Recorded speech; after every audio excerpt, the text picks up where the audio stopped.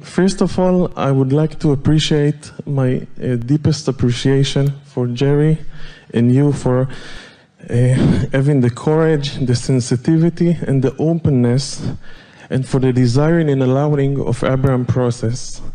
I see you both as one of the greatest teachers of well-being for the humankind. So thank you first for that.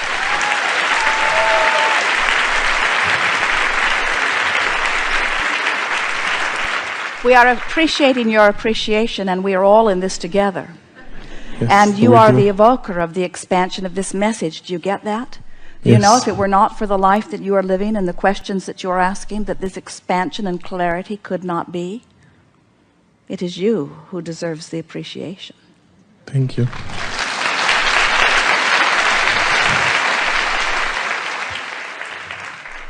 What I wanted to ask is regarding relationships.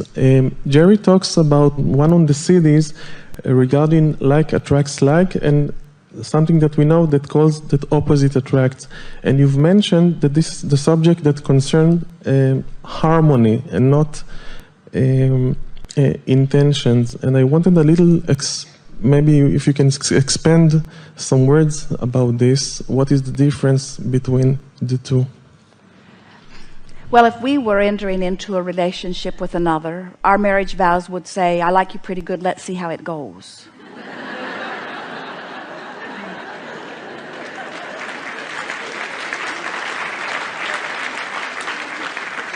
You see, this subject of relationships really speaks to what we were talking about already here, in that so often when you come together with another, usually in the beginning, you are each hoping for and looking for the best in one another. And that's a very good basis to begin, because when you are looking for it, you are finding it. And so what you're actually doing is using the positive aspects of each other to be your excuse to tune yourself into who you really are.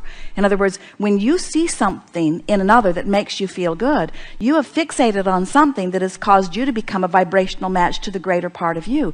That's what in love is. It's being a vibrational match to who you are.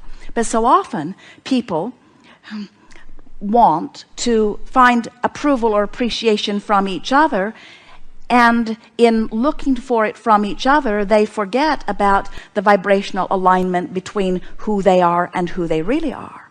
So we want to say to you that if you will let the relationship that matters most, far more than all other relationships put together, be the relationship between you and you, a really good thing to ask yourself on a really regular basis as you're involved in your interpersonal relationships.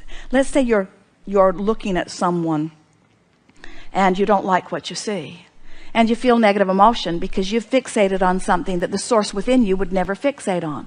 Source within you is a lover. And when you see something that you are not loving, you're using that as your excuse to separate yourself from who you really are, and you're blaming that person. If you didn't have that, I'd feel better. And we say, that's probably true. If you were observing something that made you feel good, then it would be easy for you to be a vibrational match. But don't ask others to stand on their head so that you can tune into who you are. Tune into who you are. Let your feelings be unhurtable. Be a vibrational match to who you are, and then be the lover that you truly are, you see. So there are two things that we would say on a regular basis in our quest for relationships of all kinds. The first is we would begin practicing when we feel positive emotion. We would say, what is it that I'm focused upon within you that I'm using as my excuse to tune into who I really am? Such a good statement. If we're feeling negative emotion, we would say, what is it that I'm focused upon in you that I'm using as my excuse to not be who I really am? Feel the power in that. If you say, your behavior makes me feel bad, you're totally disempowered. But if you say, what is it that I'm seeing in you? I could see other things because you are a multidimensional being with many aspects. But what is it that I'm seeing in you that has me separated because I'm not seeing you as the source within me is seeing you? The other statement is just that. Anytime you feel negative emotion, stop and say, I wonder how the source within me sees you.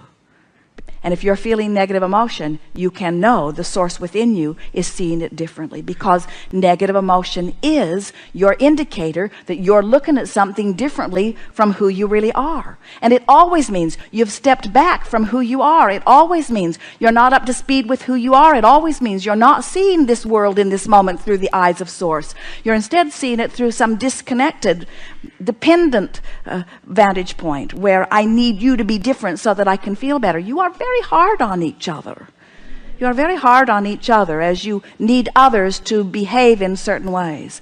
But when you let the relationship of all relationships be your relationship with your inner being, with the source within you, you tend to that first by practicing it all of the time.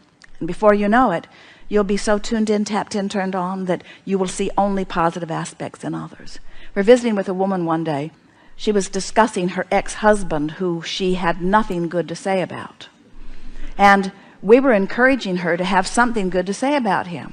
In fact, we were encouraging that she begin making a list of positive aspects about him. And she said, "Oh, Abraham, I don't want to get back together with him. I don't even want to have lunch with him."